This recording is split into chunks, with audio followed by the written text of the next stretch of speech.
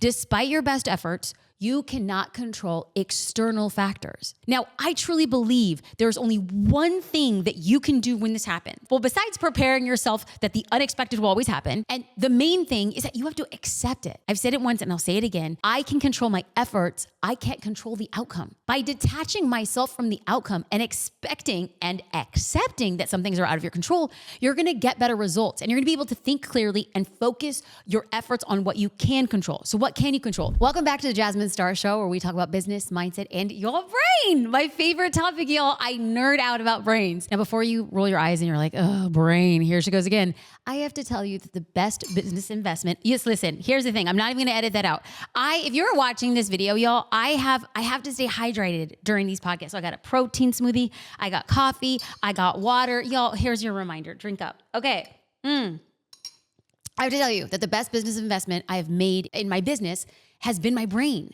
Not in new tools, not in coaching. The more time I spent studying my brain, the more results I got in my business and my life. When I began learning how to control my brain, train my brain, and empower my brain, I began to look at my business in massively different ways.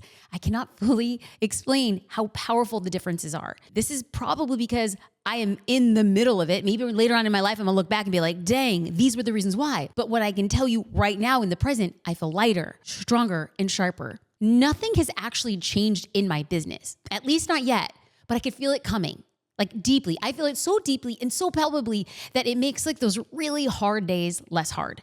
And it makes those really dark days a little bit brighter. And I want to share with you what I am learning so that you can apply it to yourself.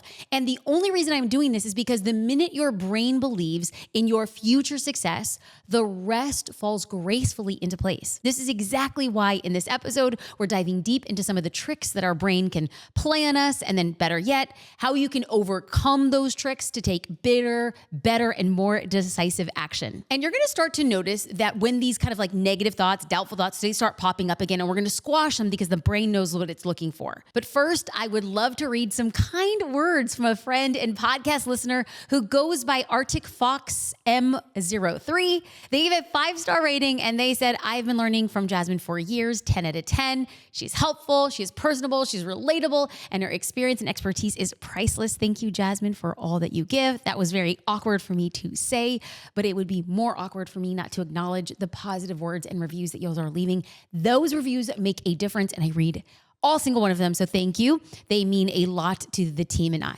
Okay, so let's get back to your brain. I'm going to list 4 cognitive biases first before we dive in. And then, all of like my note takers, y'all be listening, taking notes. So here we go. Number 1 is a spotlight effect. Spotlight effect. I'm going to say that twice. Number 2 is the illusion of control.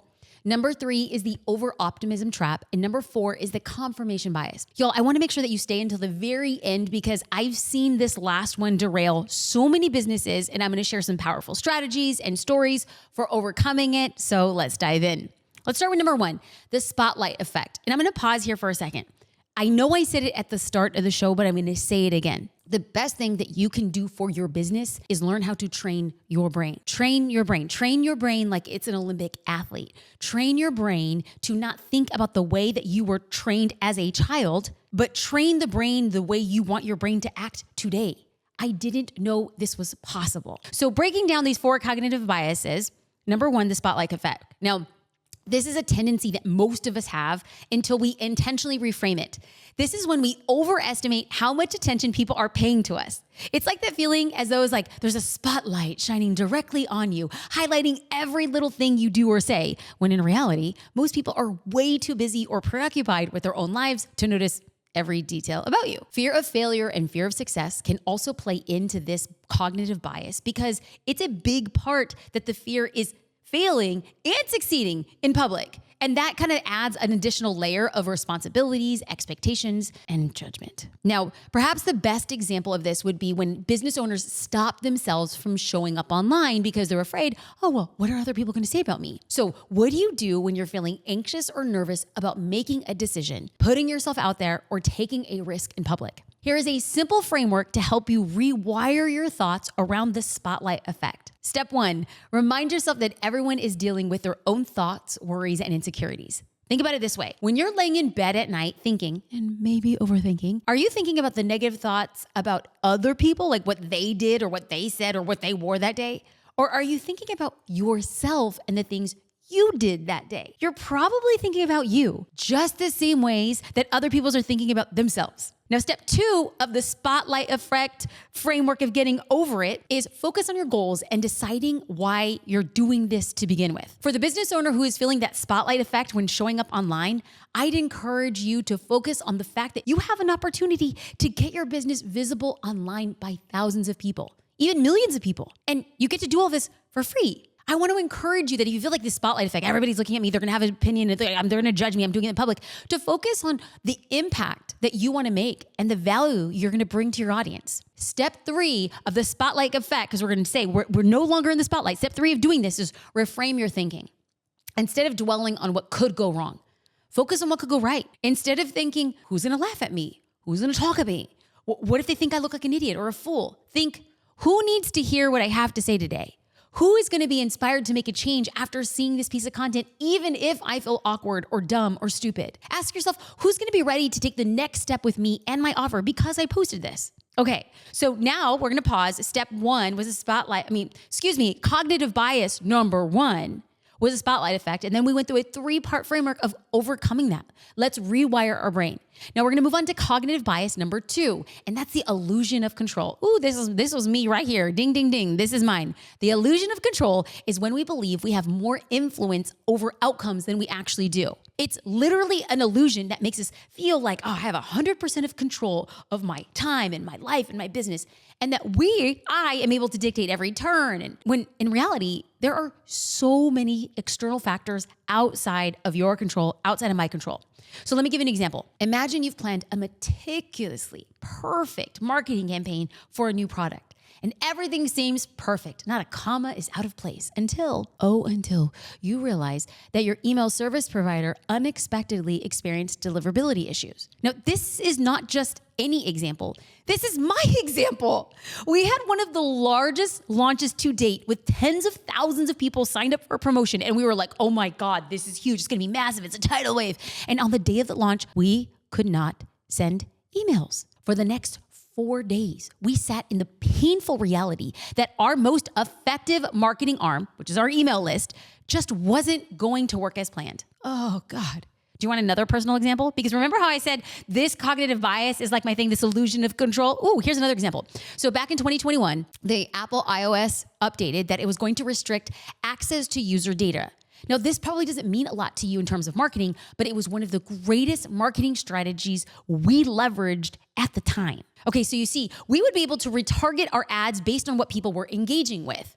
Now, once that data was restricted by Apple, our Meta, Facebook, Instagram ads, they were just not like expensive. They were way more expensive. And then they were also not as effective. So we were paying more for results that we weren't really getting. So this unfolded during a 3-week promotional period that we were in, and then it just felt like a sucker punch to the gut. So what is the moral of the story? Despite your best efforts, you cannot control external factors. Now, I truly believe there's only one thing that you can do when this happens. Besides preparing yourself that the unexpected will always happen, and the main thing is that you have to accept it. I've said it once and I'll say it again. I can control my efforts. I can't control the outcome. By detaching myself from the outcome and expecting and accepting that some things are out of your control, you're going to get better results, and you're going to be able to think clearly and focus your efforts on what you can control. So what can you control? Well, you can control your marketing strategy, your execution, rather than fixating on the outcome. So we're going to pause here because I have to tell you that the minute that you can release disappointment from not getting a result, you become faster at fixing what can happen. So for so many years, if something went wrong, I just sat in the rut. And this is how I knew I was becoming a stronger entrepreneur, that the amount of time that I sat in the rut got less and less and less. And now I go into things being like, dang, that sucks. And I'm so bummed that it happened, but we got to move fast and we got to fix it however much we can. So the first cognitive bias, as a little reminder, was the spotlight effect. And the second was the illusion of control. And now number 3 is the over-optimism trap. Now, this is not something, these people are like, Jasmine, you're not optimistic, you pessimistic. No, baby, I'm a realist. I don't struggle with this, but a lot of people do. This is what the over-optimism trap is, where people excessively believe in the likelihood of positive outcomes. Not a bad thing, but this leads to a point of underestimating the risks or the potential challenges.